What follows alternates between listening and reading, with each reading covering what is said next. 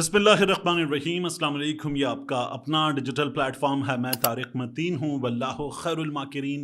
अल्लाह सबसे बेहतर तदबीर फरमाने वाला है। वही बचाएगा मेरे देश को बलाओं से जो बारिश में शजर से घोंसला गिरने नहीं देता, क्योंकि उसकी तदबीर तमाम तदाबीर की इमाम है।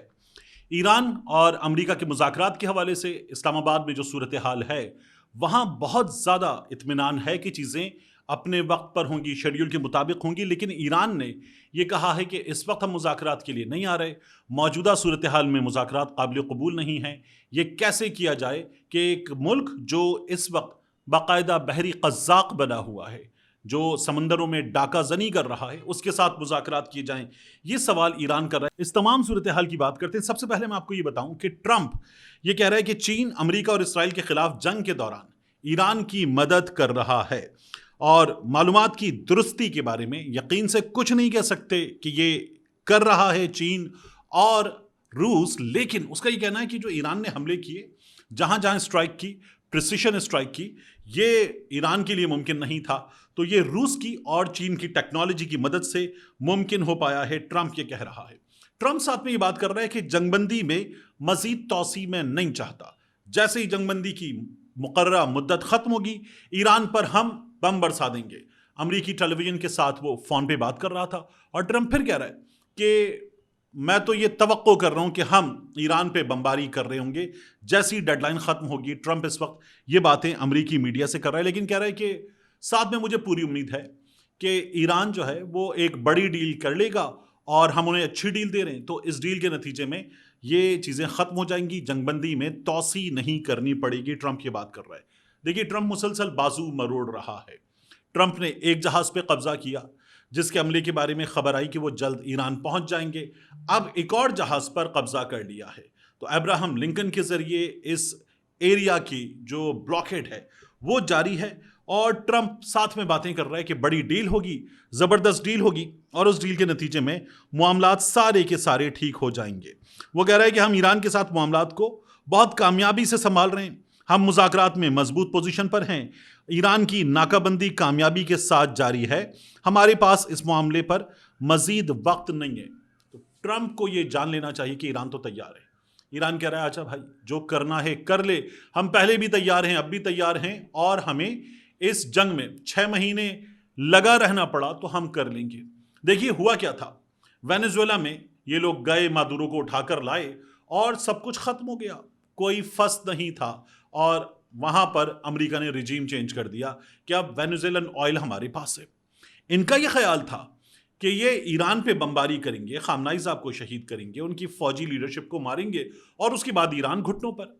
लेकिन ईरान ने फौरी तौर पर इसराइल पर बमबारी की, अमरीकी अड्डों पर बमबारी की, और मुसलसल की, पूरे गल्फ में मुसलसल अहदाफ को निशाना बनाया। और फिर हमने चीखें बुलंद होती हुई देखी, हमने नंबर देखा जो इसराइल से आ रहा था, जिसमें बताया जा रहा था कि कितनी इमारतें, कितनी अमलाक, कितनी गाड़ियां, क्या क्या तबाह हो चुका, कितना इंफ्रास्ट्रक्चर तबाह हुआ, और $18 बिलियन का नुकसान हो गया।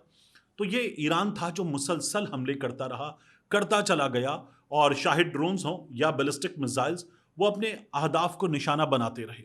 अमेरिका की परेशानी, इसराइल की परेशानी बढ़ती चली गई।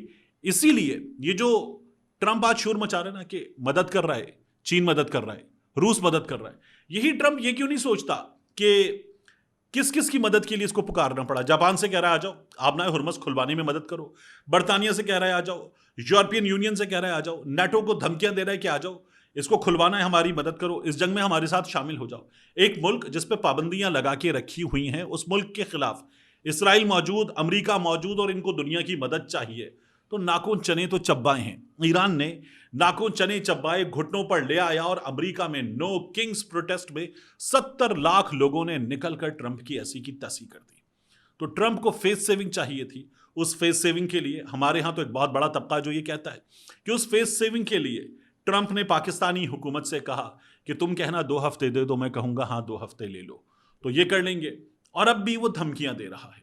इन धमकियों के साथ वो जहाज एक के बाद एक उन पर अब कब्जे की कोशिशें कर रहा है, और इन जहाज़ों पर कब्जे के साथ बाजू मरोड़कर ईरान को मनवाने की उसकी कोशिश है। तो ट्रंप इस कोशिश में लगा हुआ है।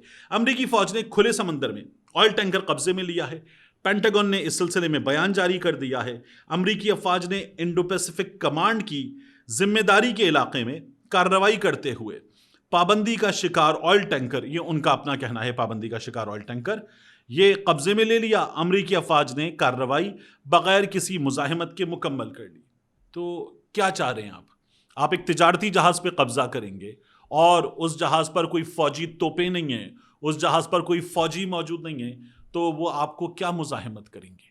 आप बिल्कुल ऐसे ही है कि कोई शख्स जो है वो हथियार पे कराची की गलियों में किसी से मोबाइल छीनना चाहता है, उसका वॉलेट छीनना चाहता है, और फिर वो ये भी सोचे कि हम 2 से 3 लोग गन तान के खड़े हो जाएंगे, सामने वाला मुजाहिमत भी करे।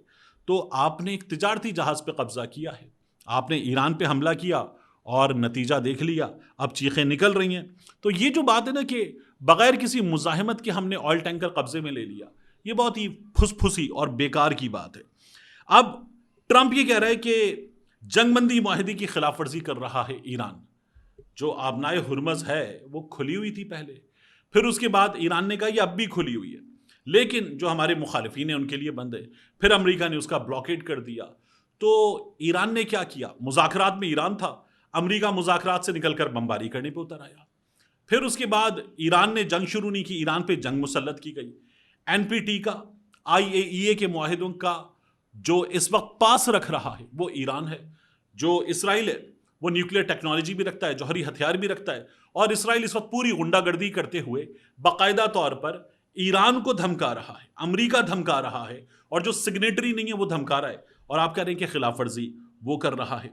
यहां आप देखिए कि ईरान की कौमी सलामती कमेटी जो है और ईरानी पार्लियामेंट, उनका ये कहना है कि इन हालात में अमेरिका के साथ अगला मुज़ाकराती दौर खारिज अज इम्कान है।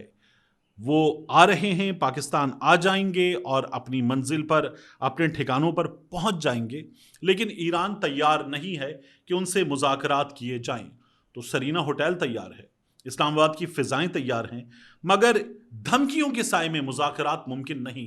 ये इस्लामाबाद में ईरान के सफ़ीर से लेकर ईरान में मौजूद क़यादत तक तमाम लोगों ने बता दिया कि अगर आप जहाज़ों पे कब्ज़े कर रहे हैं, अगर आप धमकियां दे रहे हैं, अगर आपने ब्लॉकेड किया हुआ है और इस ब्लॉकेड के ज़रिए बाजू मरोड़ना चाहते हैं, तो ऐसे मुज़ाकरात नहीं होंगे।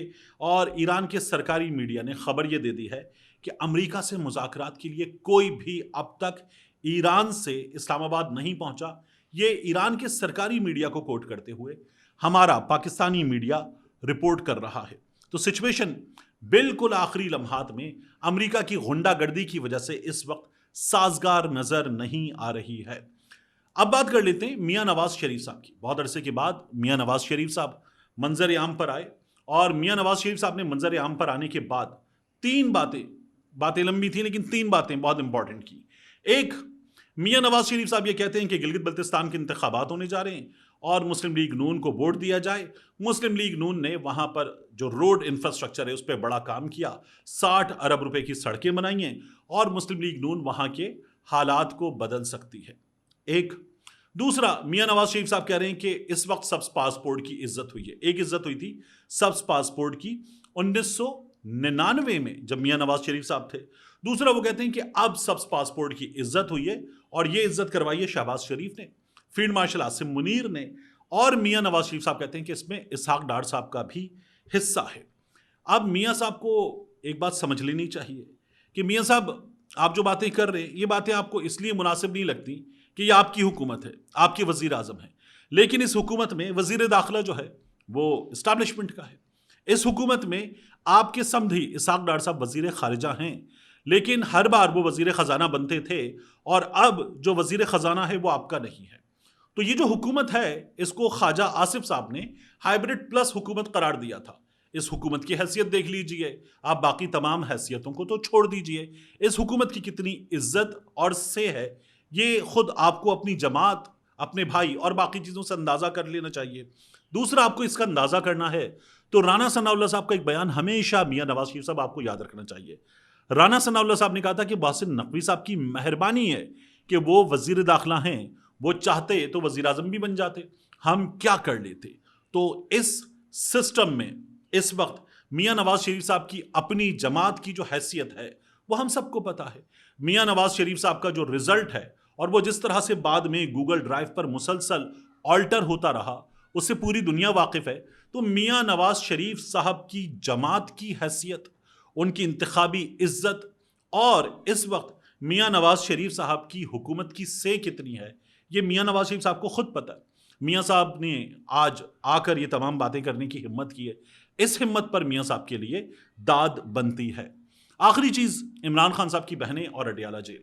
ایک بار پھر اڈیالہ جیل کے باہر ہم نے وہ منظر دیکھا کہ عمران خان کی بہنیں ہیں، کچھ خواتین ہیں لیکن بڑے بڑے نام غائب ہیں. عمران خان کی بہنیں ہیں، شکوہ کر رہی ہیں کہ سسٹم انہیں ہر ہفتے ملاقات کے دن جب وہ پہنچتی ہیں ذلیل کر رہا ہے، لیکن بڑے بڑے نام غائب ہیں. عمران خان کی بہنیں ہیں، عمران خان کی بہنوں کے ساتھ کچھ خواتین ہیں جو وہاں موجود ہوتی ہیں اور بڑے بڑے نام اور بڑے بڑے ناموں کے ساتھ آنے والے جو کارکن ہیں وہ غائب ہیں.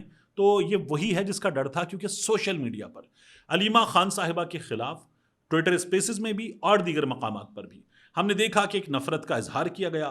علیمہ خان صاحبہ کے خلاف باقاعدہ طور پر مخالفانہ آواز اٹھی اور اس کا نتیجہ اب ہم یہ دیکھ رہے ہیں کہ علیمہ خان صاحبہ یہ کہہ رہی ہیں کہ ہمیں سہیل آفریدی سے امید تو ہے لیکن اب ہم ان کی طرف نہیں دیکھ رہے، ہم سلمان اکرم راجہ کی طرف، باقیوں کی طرف نہیں دیکھ رہے، ہم اپنی طرف دیکھ رہے ہیں. کیونکہ عمران خان کے لیے انہوں نے صاف طور پہ بتا دیا ہے کہ انہیں اب یہ لگتا ہے کہ جو کرنا ہوگا انہیں کرنا ہوگا. میں نے آپ سے پہلے بھی کہا کہ پاکستان تحریک انصاف فیصلہ کر لے، مزاحمت کرنی ہے تو مزاحمت کرے اور ٹکا کے مزاحمت کرے. پاکستان تحریک انصاف کو مفاہمت کرنی ہے، اس حکومت کی بات ماننی ہے، مذاکرات کرنے ہیں تو مذاکرات کرے، بات مان لے اور اگر کچھ نکالنا ہے تو وہ نکال لے.